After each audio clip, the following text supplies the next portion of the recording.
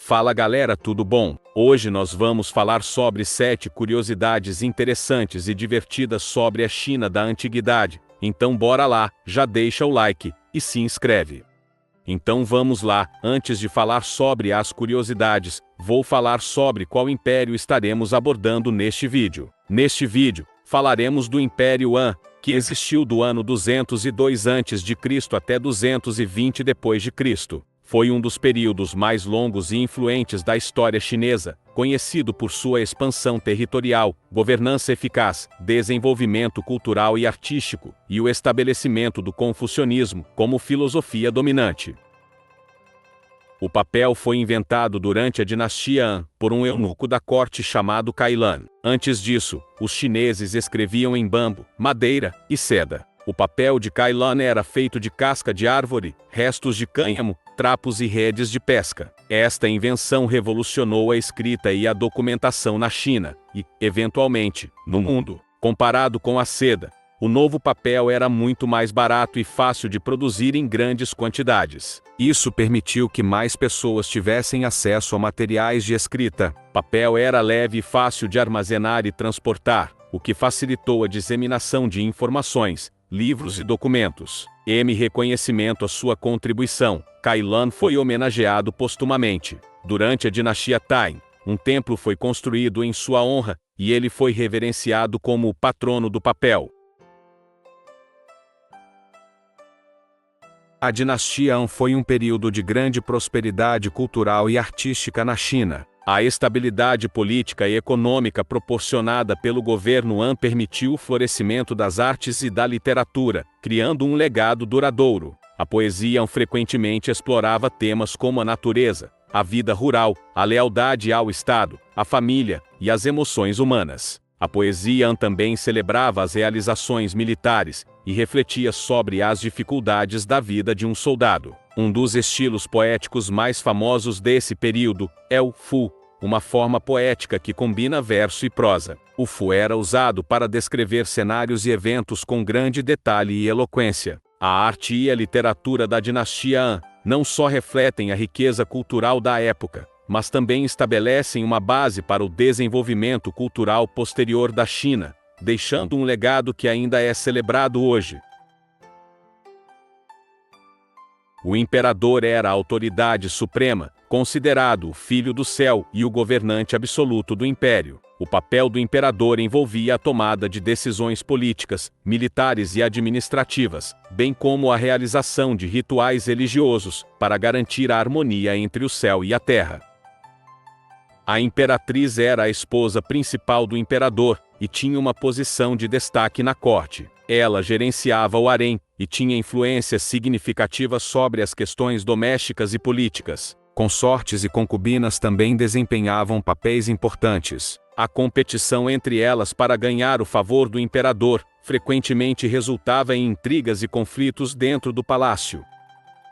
Eunucos. Os eunucos eram homens castrados que serviam na corte imperial. Eles frequentemente ocupavam posições de confiança próximas ao imperador e tinham acesso direto a ele. Devido à sua proximidade com o imperador, os eunucos podiam acumular grande poder e influência, muitas vezes participando de conspirações e manipulações políticas.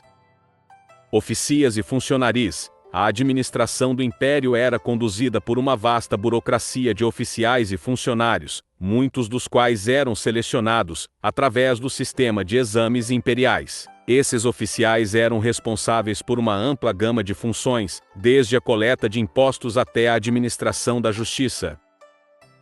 As estruturas de poder e as dinâmicas de intriga, que se desenvolveram durante a dinastia Han, continuaram a influenciar a política chinesa em dinastias subsequentes. O papel dos eunucos, em particular, permaneceu uma questão controversa e recorrente na história imperial chinesa. Galera, vamos falar agora de mais 3 curiosidades legais, engraçadas e divertidas.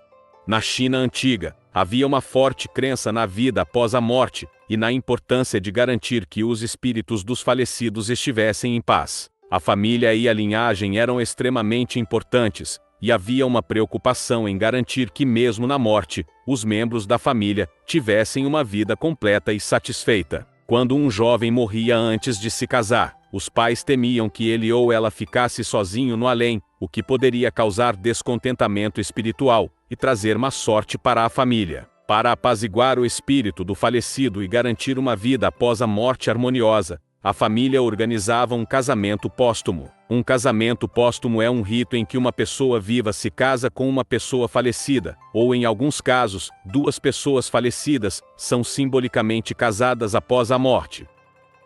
A família do falecido procurava uma estátua ou boneca que representasse o cônjuge. Em alguns casos, essa estátua era feita de madeira, argila ou mesmo jade. A estátua era cuidadosamente escolhida para representar as características desejáveis de um cônjuge, muitas vezes com trajes finos e adereços que simbolizavam status e beleza.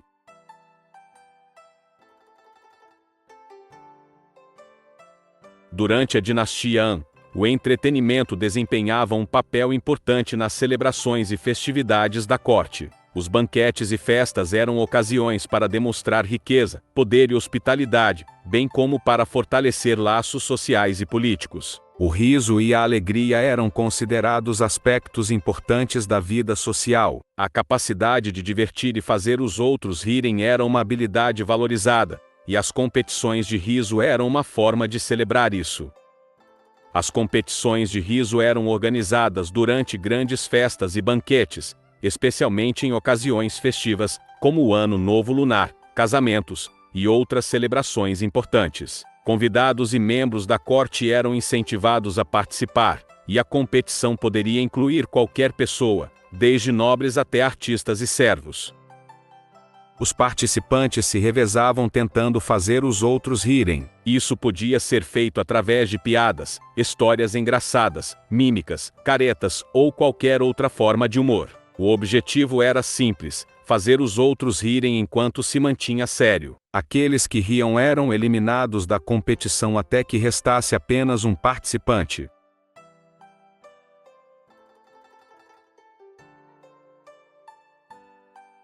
Durante a dinastia Han, alguns alimentos considerados exóticos hoje eram comuns. Por exemplo, os Han gostavam de comer ouriços do mar, caracóis e até gafanhotos fritos. Essas iguarias eram servidas em banquetes e eram consideradas pratos requintados. Consumir alimentos exóticos era um símbolo de status e riqueza. Demonstrava a capacidade de acessar e adquirir ingredientes raros. Servir essas iguarias em banquetes mostrava o poder e a influência dos anfitriões, bem como sua sofisticação cultural.